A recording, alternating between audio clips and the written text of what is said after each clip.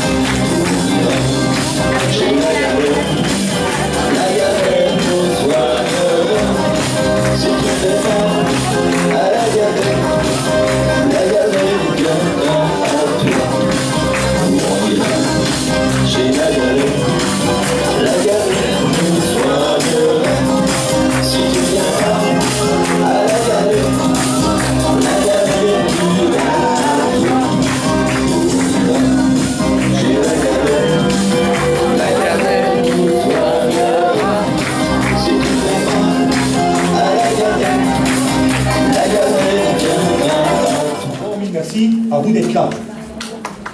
Merci. J'espère que vous êtes venus des 4 coins de Belgique, de France, du Grand-Duché de Luxembourg, et donc je vous dis merci. Ce soir, j'espère qu'il y aura un débat contradictoire, parce qu'il y a des personnes qui ne sont peut-être pas d'accord avec ce que j'ai fait. On en discute, on en parle. Dites-moi en quoi je me suis trompé, et je ferai de l'autocritique s'il faut. Mais en tout cas, puisque je vais attaquer l'ordre des médecins donc dans les semaines qui vont arriver, de front, comme je l'ai fait avec la VIC, comme je l'ai fait pour la vaccination, je peux vous dire que tout ce que je dirai aujourd'hui est sourcé. Nous avons la plus importante expertise de médecine générale peut-être de Belgique, peut-être d'Europe, avec plus de 20 000 patients. Il y a Edmond, mais j'ai une dame de 86 ans dans la salle aussi. Il y a plein de personnes âgées qui sont toujours là et qui témoigneront un jour. Tout est prévu dans ma tête. Mais plus de 20 000 patients, plus de 15 000 prises de sang, tout est sourcé. Tout est prouvé par des témoignages, par des vidéos, par des preuves, jusqu'à même des rapatriements en urgence du sud de la France et d'ailleurs. Je n'ai peur de personne. Je n'ai peur de personne. Mais tous mes choix sont bien précis, sont bien étudiés.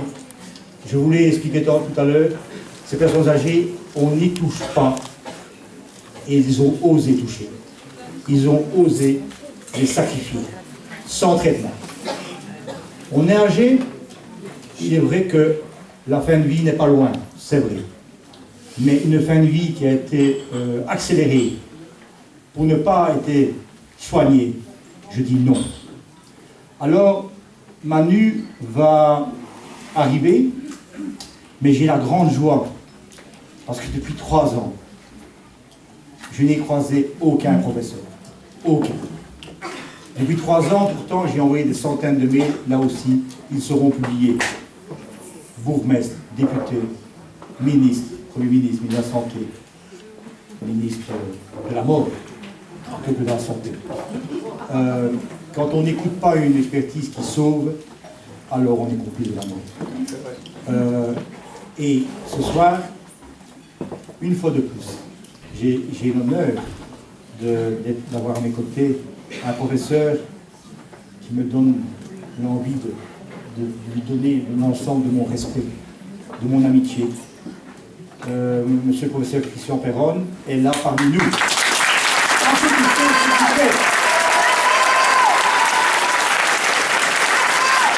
Bravo.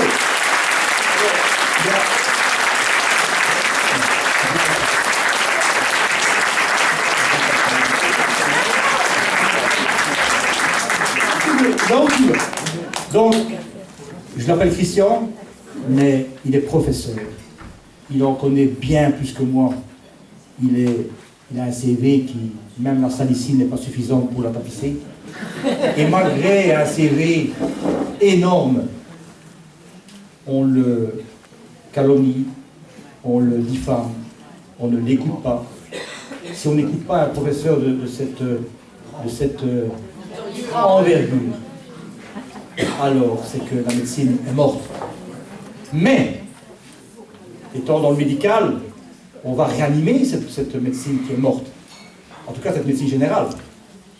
Et donc, écoutez-le tout à l'heure, il va vous expliquer ce qu'il a à dire concernant ce traitement qu'ils ont instauré. Alors, je m'excuse, je fais une parenthèse, je dis vaccination, pourquoi? Parce que comme je les attaque au tribunal, je veux utiliser les mêmes termes qu'eux. Voilà, donc on dit vaccination parce que j'ai la raison. Alors, monsieur le professeur, merci d'être là. Merci. Il a pris la route. C'est 4 ans aujourd'hui d'être là. Merci.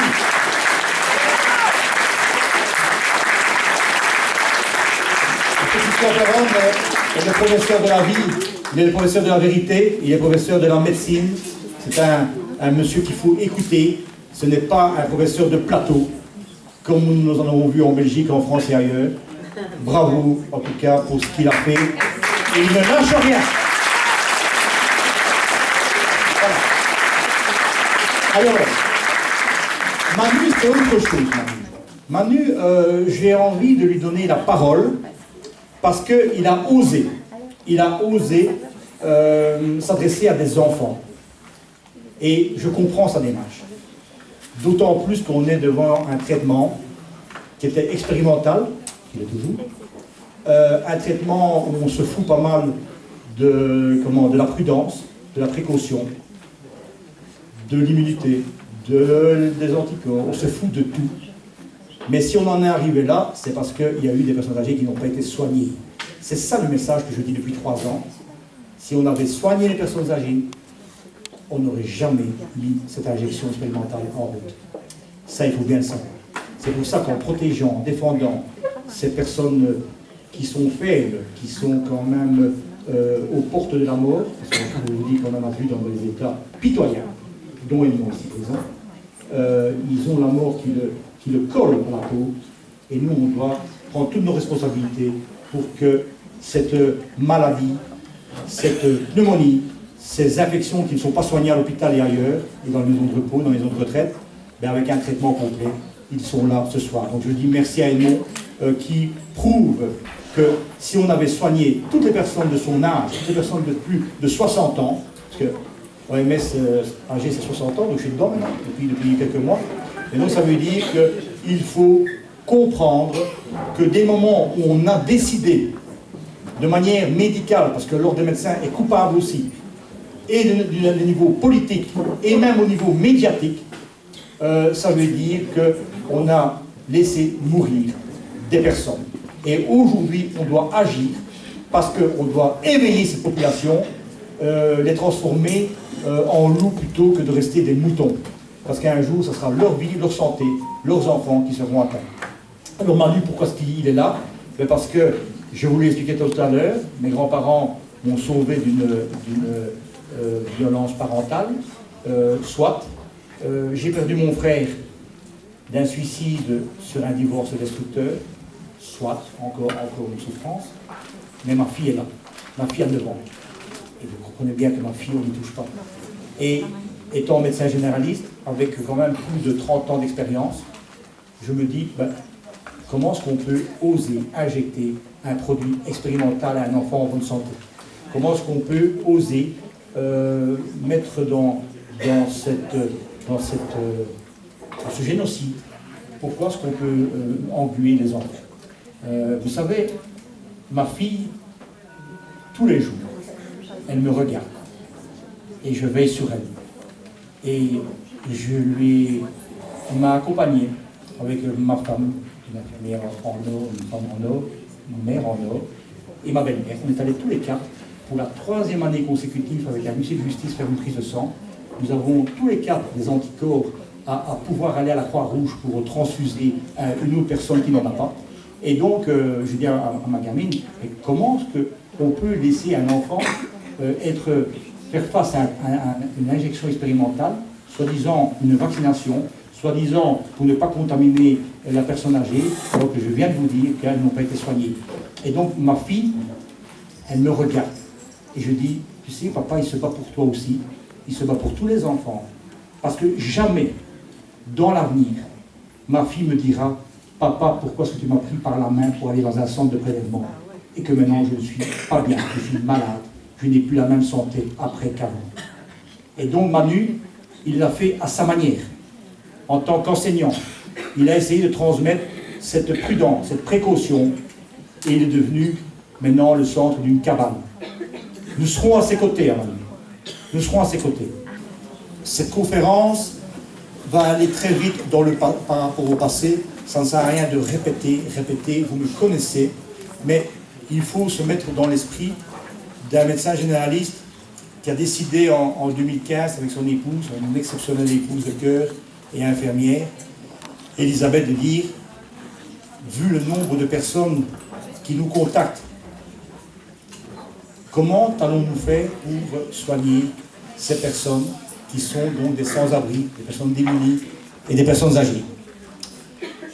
Donc ça veut dire que j'ai passé des heures et des heures sur le terrain, parler avec des sans-abri, parler avec des personnes démunies. Et j'ai beaucoup appris. Et la conclusion avec mon épouse, infirmière, je répète, c'est qu'il fallait trouver des solutions. Chose que l'État n'a jamais su faire. Des solutions. Il y a des solutions à tout. Et il y a 3 conditions donc, pour pouvoir apporter des soins à ces personnes en difficulté, en danger, en détresse, en souffrance et en maltraitance. C'est qu'il faut leur permettre d'abord de donner un coup de téléphone. Voilà pourquoi, vous voyez bien, le 0800 12 505 pour la Belgique, 505 ça veut dire SOS, et le fixe, le GSM, donc, qui peut être appelé via l'étranger. Dès le moment où on a un coup de téléphone, on peut déjà gérer l'urgence en direct. Sur le téléphone, c'est un médecin généraliste qui le prend en charge, soit par répondeur, soit directement. J'en parlerai après de ce téléphone, parce que quand on a la détresse directement, et surtout pendant cette période 2020-2023, quand les patients étaient asphyxiés au bout du téléphone, ça donne toutes les raisons de dire qu'il fallait aller vers eux et il fallait aller les prendre en charge, le téléphone. Ensuite, il y a un centre donc, de médico-social qui a été mis en route en 2016. Nous avons commencé l'aide à la personne âgée sous forme d'une association en 2016. Un numéro de téléphone, un centre médico-social, et en 2018, grâce à l'aide de la ministre de la Santé, Mme Alta Greoli, nous avons eu un projet pilote, le premier cabinet médical mobile de Belgique, qui est ici devant. Alors,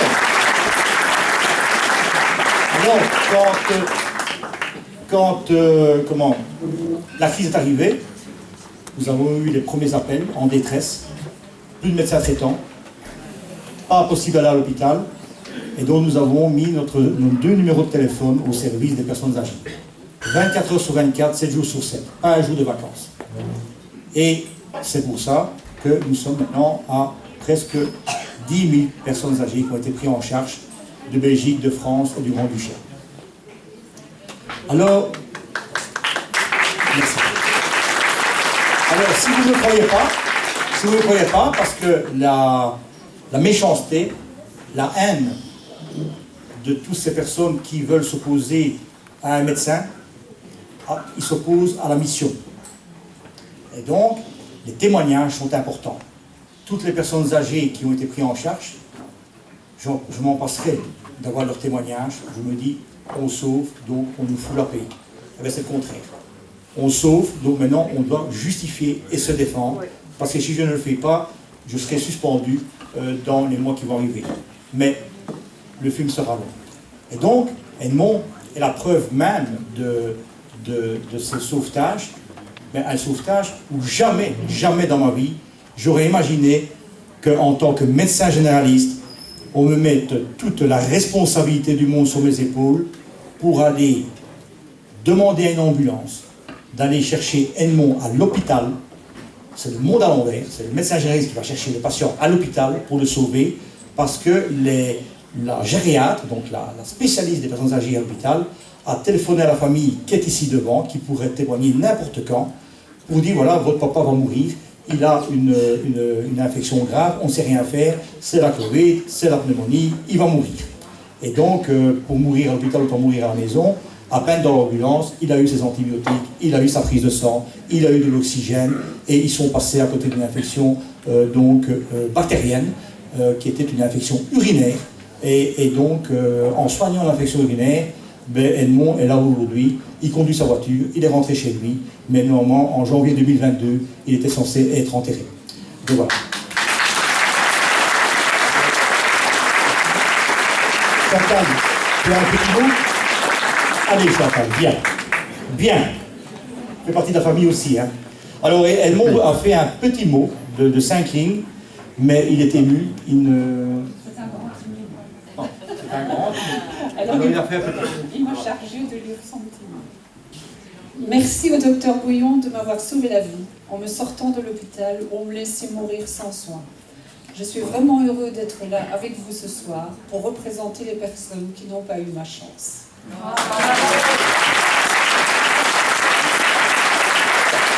Donc, merci. Donc, je ne sais pas si vous pouvez, je sais que vous le faites, parce que vous êtes quand même des personnes de cœur. Donc, imaginez une personne qui, sur quelques instants, sur quelques minutes, quelques heures, sont privés d'oxygène, sont privés de soins, et donc ils voient y arriver du bout de leur jardin, ou du bout de leur terrasse, ou du bout peut-être de leur chambre, la mort. La mort arrive, ils sont en train de gémir, ils sont en train de manquer d'oxygène, et on leur répond, dans les maisons de repos, on leur a répondu, on ne sait rien faire pour vous, pas d'ambulance, pas de soins intensifs, pas d'urgence, pas de médecin traitant, rien. Et donc, nous avons des témoignages où même fermer la porte pour ne pas les entendre gémir.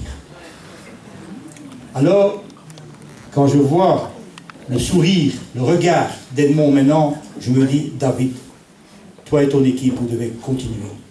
Quand je vois le regard de madame, 86 ans, premier rang, qui, n'habitant pas Mons, mais à distance, donc n'habitant pas à Mons, donc nous avons fait la prise de sang à distance, et elle avait des dédimères excessivement élevés. Elle a eu des anticoagulants tout de suite, et elle est aujourd'hui là pour en témoigner avec un sourire magnifique. Voilà. Donc maintenant, nous allons aller maintenant dans le vif du sujet. Oui, alors, le tas, tu l'as montré, mais donc, même maintenant, au niveau de la médecine générale, parce qu'il y a des psychopathes des réseaux qui pensent qu'un généraliste ne sait rien faire, je peux vous dire qu'on peut réanimer, j'espère ne pas le faire ce soir, mais s'il faut, je le ferai, on peut réanimer, on peut monter dans une ambulance, rapatrier des personnes âgées, sous surveillance médicale, je peux vous dire que j'en ai fait des dizaines et des dizaines, et donc, tout ça, par un médecin généraliste, on peut le faire. Alors évidemment, l'ensemble des solutions aujourd'hui, 2 points, ne pas être trop long, mon ami Christian, pour toi, mais il y a des nouvelles à apporter aujourd'hui. Je n'ai plus confiance en la politique, aux médias et à l'ordre des médecins aujourd'hui.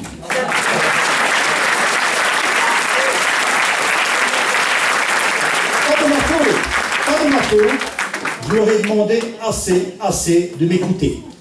Mais je le répète, comme je vous l'ai dit tantôt, si maintenant vous faites partie de l'ordre des médecins, ou d'un ministère de la Santé, ou même la presse, quand on vous dit qu'il y a une expertise qui sauve des vies, qui a sauvé des vies, preuve à l'appui, et qu'on ne vous entend pas, vous êtes criminel. J'assume mes mots, parce que je peux le prouver.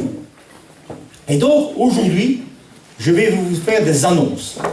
Ça veut dire que n'ayant plus confiance en cette médecine actuelle, on s'est démerdé nous-mêmes. Ça veut dire que je ne veux plus avoir des personnes âgées qui ont fait 200 km d'Arlon, de Liège, d'Alu, comme ton nom, de Bruxelles, du sud de la France. Je n'en veux plus. Alors, qu'est-ce que nous allons faire? Nous allons reprendre le film Le Bossu de Lagardère. Si tu ne viens pas à Lagardère... Lagardère est là, voilà. Donc, nous allons... Merci. Donc, les soins de santé, nous allons maintenant en mettre dans toutes les provinces de Belgique, en France, et il y en a une prévue à Kinshasa, en RDC. Ah bah c'est bien. Voilà. Alors, on appelle ça, merci. On appelle ça donc des antennes Lagardère, donc médico-sociales, qui n'est pas donc le docteur Bouillon qui va aller à Arlon, à Jamoigne ou ailleurs. Non, c'est demander aux soignants de la région où les personnes âgées habitent de les prendre en charge. La province de Luxembourg doit prendre en charge ces personnes âgées. Alors, mon frère qui est là-haut, il était intervenu, c'est pas possible. Le journal du médecin, qui est la Bible pour les médecins belges, la Bible. Et hier, je reçois donc ce journal, et c'est le premier titre, en couverture. La province de Luxembourg, ce désert médical en devenir. Elle est bonne celle-là. Et si vous allez à l'intérieur, je ne vais pas le faire, mais c'est à l'intérieur, le 1733 ne fonctionne plus. Donc ça veut dire que le service de garde va mettre en danger les personnes le soir, le samedi et le dimanche. Et ça, c'est factuel. Donc ça veut dire que depuis 2016 à aujourd'hui, il y a une dégradation de la prise en charge de personnes, et là c'est quel que soit l'âge, et donc c'est votre santé à vous qui est en danger. On ne sait plus avoir de médecin de garde, on ne sait plus avoir de médecins généralistes en suffisance, parce qu'ils n'ont pas compris au niveau du ministère de la Santé que le médecin n'est pas uniquement là pour les patients. Ce qu'on a fait à Lagardère, c'est de prendre tous les soignants qui gravitent autour donc, des médecins et des patients. Ça veut dire qu'aujourd'hui, vous l'avez vu pour les prises de sang, ce sont des abeilles, des infirmières et des infirmiers. Il faut les applaudir parce qu'ils n'ont jamais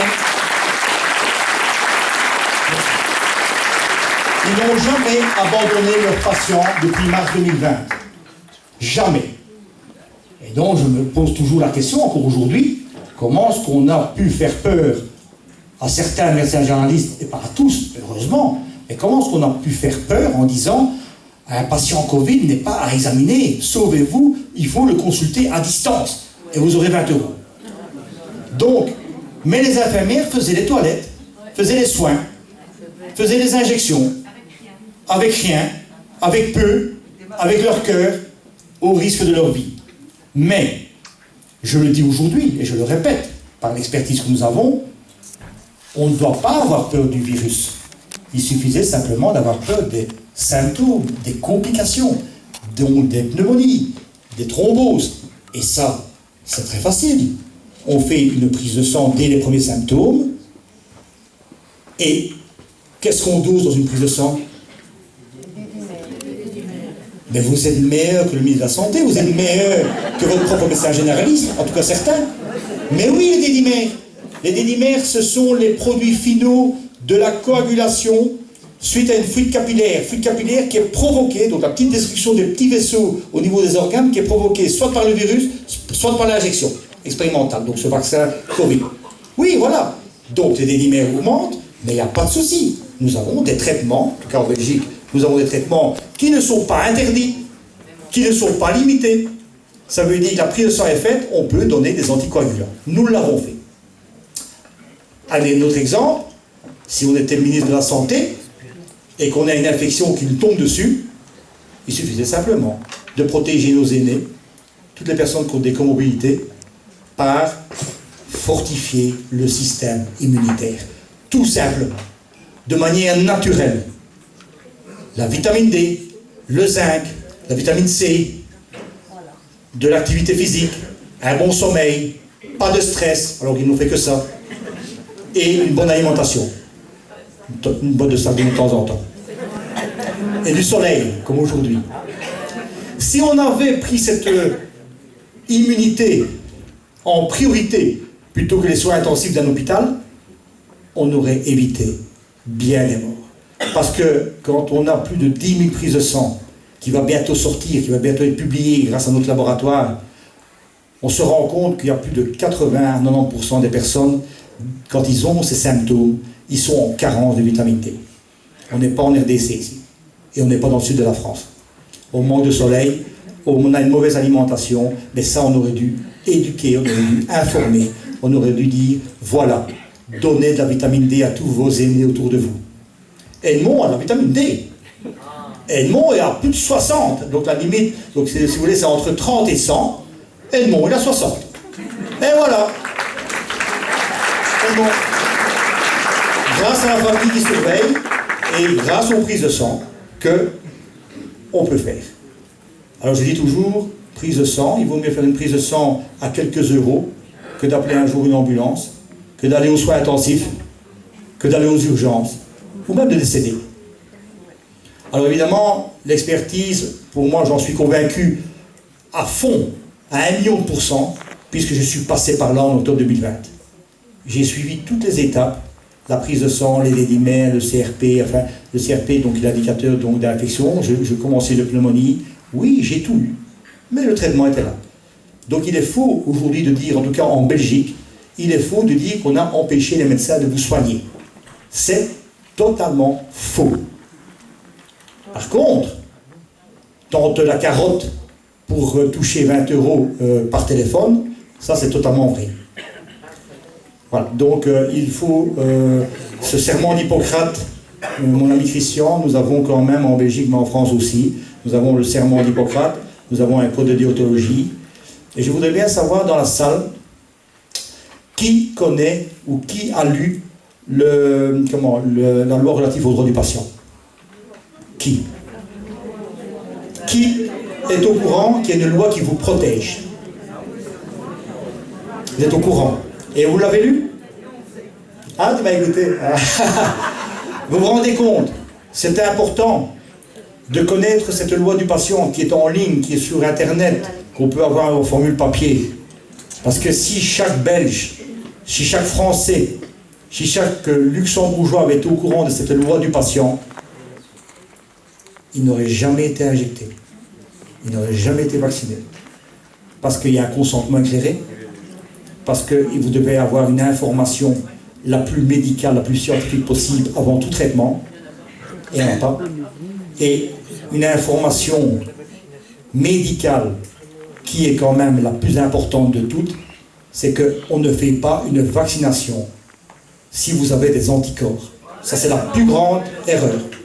Deuxièmement, on ne fait pas une vaccination, en tout cas en Belgique, sans l'accord du patient.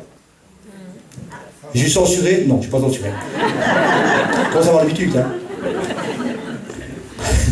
Voilà. Donc, quand on vient me trouver et que je mets cette loi en avant et que je donne une information, je dis, écoutez, vous venez me trouver, que vous soyez âgé ou pas, et que je vous donne cette information capitale qui me concerne aussi, parce que je peux être médecin, mais je suis patient aussi, si je fais une injection.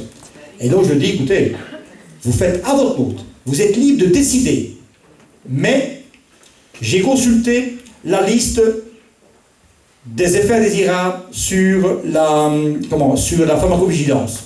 Je peux vous dire que j'ai la trouille.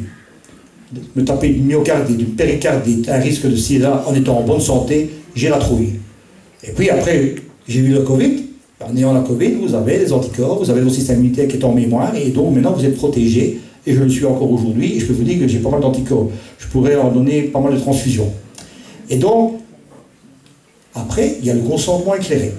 Ça veut dire qu'avant de se faire injecter une seringue remplie d'eau, d'un liquide qu'on ne sait pas ce qu'il y a dedans, ben, il faut quand même réfléchir en se disant, écoute, c'est la première fois de ma vie que je vais donner à mon bras à un produit que je ne sais pas, que je n'ai pas vu la boîte, je n'ai pas vu la notice. Et comme un un bisounours, je devrais faire confiance. Non. Et donc voilà, donc c'est pour ça que cette loi du patient, elle est très importante, et l'ordre des médecins aurait dû défendre cette loi au profit donc des patients. Mais en attendant, je reviens donc à ces personnes âgées, dans les maisons de repos, dans les EHPAD, elles ont eu cette injection, et je peux vous dire qu'elles n'est même pas au courant de ce qu'on lui a donné. Et donc il faut veiller. Alors donc les antennes, je reviens pour les antennes, ma petite Marguerite. Donc nous sommes dans la province de Luxembourg. Il y a une antenne donc, qui a été ouverte à Jamoigne, et il y a une antenne qui a été ouverte depuis hier à Arlon. Voilà. Alors évidemment, je lance un appel aux soignants de la province de Luxembourg. On va leur montrer l'exemple, on va leur montrer qu'on sait fédérer, unir donc des soignants pour aider nos personnes âgées. J'ai eu hier au téléphone une mutuelle qui est la mutuelle socialiste qui est prête à collaborer. On va s'adresser à toutes les mutuelles. On va les mettre devant le défi de vraiment travailler tous ensemble. On a rencontré déjà le CPS de Jamoigne. Elle est d'accord, ils sont d'accord aussi de travailler ensemble, de collaborer. Et ainsi de suite, et ainsi de suite. Nous devons tous ensemble s'unir. On va leur montrer qu'à la prochaine, si prochaine il y a, à la prochaine épidémie, à la prochaine pandémie, à la prochaine infection qui arriverait de je ne sais où, on sera prêt à pouvoir défendre nos aînés, à défendre nos personnes âgées, parce que c'est eux qui ont été les victimes de cette période 2020-2023. Les enfants, non. En tout cas, les enfants face à la Covid, non. Et les personnes en bonne santé, non. Et si oui, c'est parce qu'ils n'ont pas été soignés dès les premiers symptômes. Je peux vous le dire, les évidents et ambulances. Donc voilà. Donc c'est important de bien comprendre qu'en aidant nos aînés, on s'aide aussi nous-mêmes. Parce qu'ils vont vouloir notre peau un jour ou l'autre aussi. Alors soyons solidaires, soyons bienveillants. Il faut absolument que notre esprit change, parce que notre santé, c'est la vôtre, c'est votre vie, c'est votre santé. Si maintenant, un de nous doit se rendre aux urgences, c'est le parcours du combattant. Vous allez être en face de protocoles. S'ils ont plus de 60 ans, ils risquent de tomber dans le protocole de la mort, c'est-à-dire gériatrie, ça veut dire le moins de soins possible, ça veut dire on les laisse mourir parce qu'on ne sait plus rien faire pour eux, ce qui est faux, bien entendu. Et d'ailleurs, pour aller chercher un patient à l'hôpital, c'est que c'est arrivé, donc voilà. Et les rapatriements, c'est dans ce sens-là aussi. On rapatrie des personnes âgées parce que là-bas, ils sont en train de mourir. Et ici en Belgique, ils sont pris en charge, mais ça peut être le contraire aussi. Ça peut être le contraire aussi. C'est une question de chance, c'est une question de malchance, ça dépend. Il y en a qui ont des étoiles, il y en a qui n'en ont pas. Donc voilà. Donc ces antennes, j'y crois. C'est vraiment en plus des antennes où des soignants et non-soignants se mélangent, participent ensemble à cette solidarité. Et il faut bien savoir que la souffrance, la détresse, la maltraitance, ce sont des horreurs dans un pays où on dit qu'on doit être humain, on doit être dans la démocratie, on doit être dans la liberté, les droits. C'est anormal qu'aujourd'hui on est encore confronté à tous ces déséquilibres de cette société. Ce n'est pas normal. Et donc aussi, je lance un appel aussi aux avocats, parce que les avocats ont une responsabilité aussi. J'ai du mal de trouver un avocat, pour moi je suis surveillé, j'ai du mal de trouver des juristes, des avocats, parce qu'un avocat à 200 ou 300 euros de l'heure, ce n'est pas compatible avec notre fondation. Et voilà pourquoi toutes les personnes qui veulent combattre l'injustice, qui veulent combattre toute cette maltraitance, tout ce que les personnes ont vécu pendant cette crise, ils doivent se dire, on doit travailler ensemble. Donc vous pouvez nous joindre sans problème, mais de grâce, attention, danger. La maladie peut vous frapper à la porte, à votre porte aussi. Votre enfant peut être touché aussi un jour, et vos proches. C'est très important. Alors évidemment...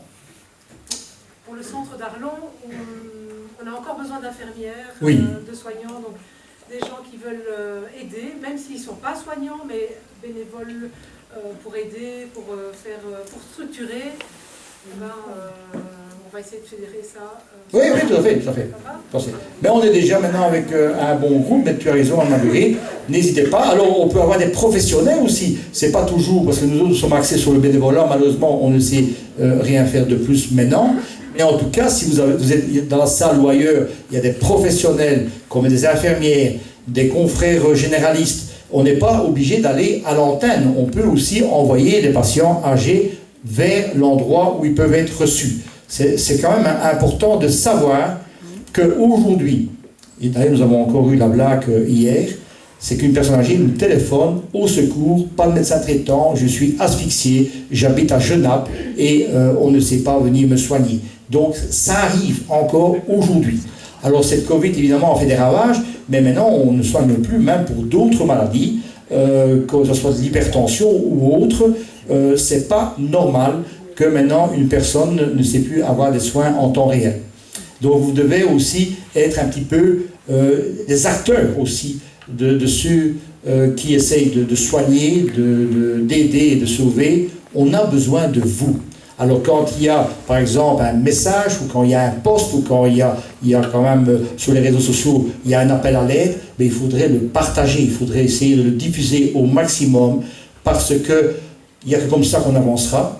Et on va essayer même de faire des antennes internationales, mais de grâce, soyons solidaires au niveau média, au niveau journaliste.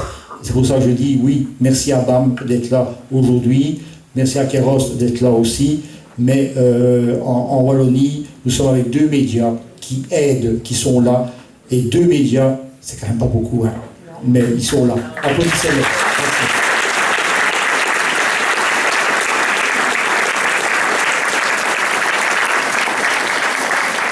Voilà, alors je vais, avant de donner la parole à mon ami Christian, je vais quand même faire une petite précision concernant la prise de sang. Puisqu'il y en a quand même eu plus de 200 aujourd'hui. Ils sont mal barres là-bas, hein, parce qu'ils ne se rendent pas compte, les résultats qui vont retomber dans les mois qui vont arriver, quand les 10 000 prises de sang vont prouver que si on avait fait une prise de sang dès les premiers symptômes, on aurait sauvé des milliers de vies, ils sont mal barres. Enfin, soit. Donc vous avez fait une prise, certains d'entre vous ont fait une prise de sang aujourd'hui.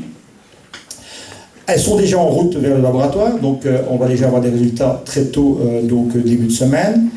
Le laboratoire va vous envoyer les résultats donc à votre adresse postale dans plus ou moins une dizaine de jours. Et alors moi et mon équipe, on va, quand les prises de sang nous donnent des indications pathologiques, donc qui ne sont pas bons, où il faut un traitement, parce qu'on part dans le vide, évidemment, on ne sait pas les valeurs qui vont tomber, mais s'il y a maintenant des corrections à établir, ben normalement, je dis bien normalement, la loi du patient dit, ben votre médecin traitant est là pour vous aider, pour vous informer, il sera là, mais dans cette loi, vous avez droit à un deuxième avis, si votre médecin traitant ben, ne fait pas cette action, je vais dire, d'équipe, on va dire ainsi, ben on pourra vous aider, parce que maintenant, je suis entouré quand même de personnes qui vont donner leur temps pour que vous soyez informés le mieux possible. Attention, ce ne sont pas des prises de sang banales, hein. Donc ça veut dire que si on corrige la vitamine D, si on soigne un excès de dédimère, si il y a une infection, une septicémie, s'il y a un organe comme le foie ou le rein qui n'est pas bon, évidemment, ça nécessite une mise au point, un traitement, mais donc on est là pour vous aider à ne pas avoir la maladie de front à un moment où vous ne vous y attendez pas. On est là pour vous aider. Et donc, cette prise de sang, elle est extrêmement importante. Et s'il y a la moindre chose, on est là pour vous aider. Alors, il y a des patients, des personnes qui sont venues de France ou du Luxembourg. Là, je me suis arrangé donc avec le laboratoire. Vous aurez donc les résultats qui arriveront aussi dans votre adresse postale au Grand-Duché et en France, ce qui n'était pas fait avant. D'autres renseignements? Non, hein? Voilà. Voilà. Donc, pour les questions et les réponses, peut-être ça, on passera après.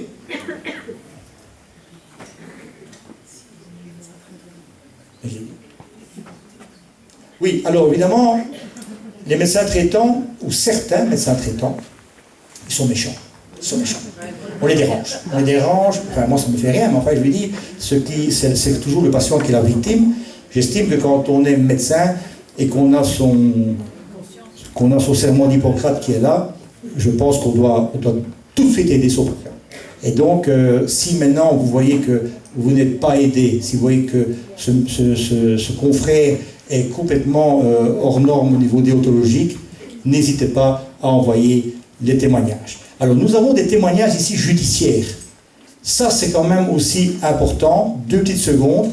Nous avons donc mis au point des attestations, témoignages judiciaires. Ça veut dire que c'est le document officiel pour la Belgique, le Luxembourg et la France qui peut être reçu par la justice, donc par un magistrat. Et donc nous en avons ici. Et donc nous avons besoin aussi d'un maximum de témoignages. Les témoignages, c'est quoi? C'est simplement, pendant cette période 2020-2023, vous avez appelé le médecin, il n'est pas venu. Il vous a dit, restez à la maison pendant 10 jours, prenez Dafalgan, Doliprane ou que sais-je. Mais en tout cas, vous n'avez pas été soigné. Ça vaut à peine d'envoyer le témoignage, parce que l'on n'y croit pas. Alors, deuxièmement, si vous avez été avec des effets indésirables de cette injection, il faut témoigner aussi. Ne restez pas dans le silence, parce que le silence d'aujourd'hui sera encore des drames pour demain. On doit oser parler, on doit oser le dire, ce qui s'est passé. Si autour de vous, il y a des enfants qui sont malades après cette injection, alors qu'ils étaient en bonne santé avant, il faut témoigner. Je le dis d'ailleurs de manière solennelle, je vais demander qu'on vérifie tous les constats de décès chez les enfants à partir de janvier de 2021, parce que je voudrais savoir si on a marqué sur le constat de décès qu'il y a eu une injection avant ou pas.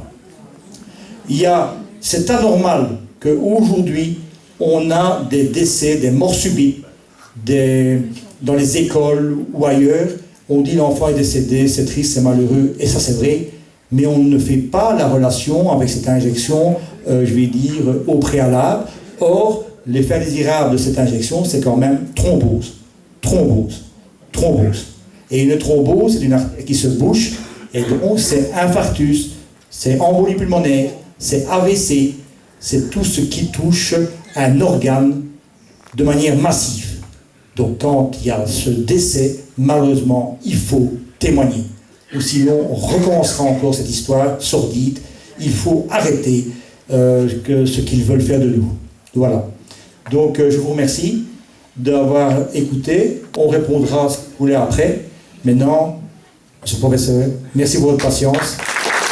Merci.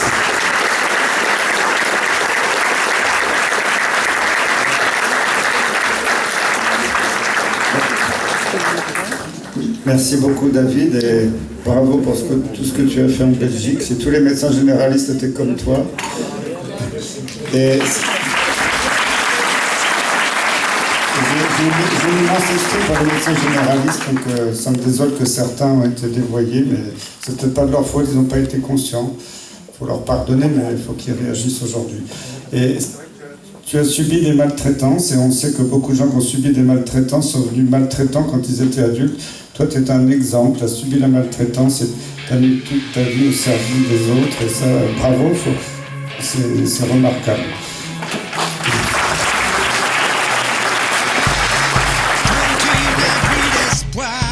Que la mort te colle au cul. Quand tu sens que tu pars et qu'on te parle plus.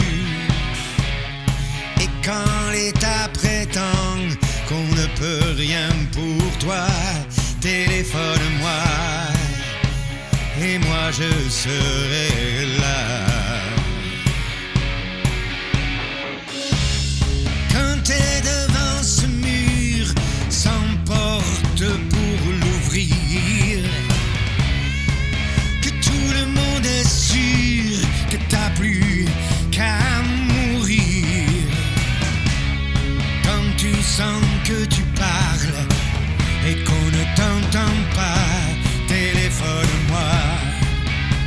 je serai là pour toi. Cette voix, cet appel de détresse qui se bat contre la maladie. Cette voix, c'est à moi qu'elle s'adresse.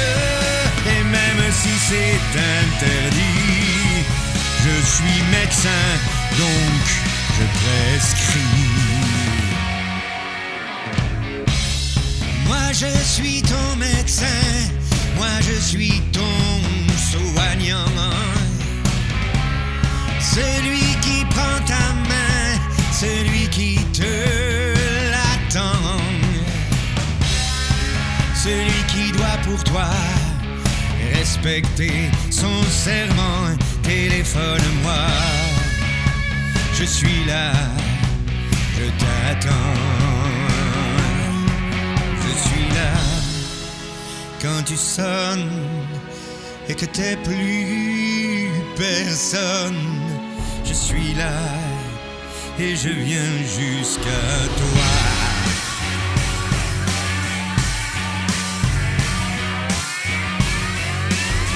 Je suis là quand tu sonnes et que t'as plus personne. Je suis là, tu peux compter sur moi. Cette voix, cet appel de tristesse et qui n'a plus que moi pour ami. Que ce soit justesse, même si ce n'est pas permis, je ferai tout pour qu'elle soit guérie. Je suis médecin, donc je prescris. Médecin du monde entier, soignant sur cette terre. Refusez de prier, refusez de vous taire. Quand face à la souffrance, on nie votre devoir, dites non à l'abus.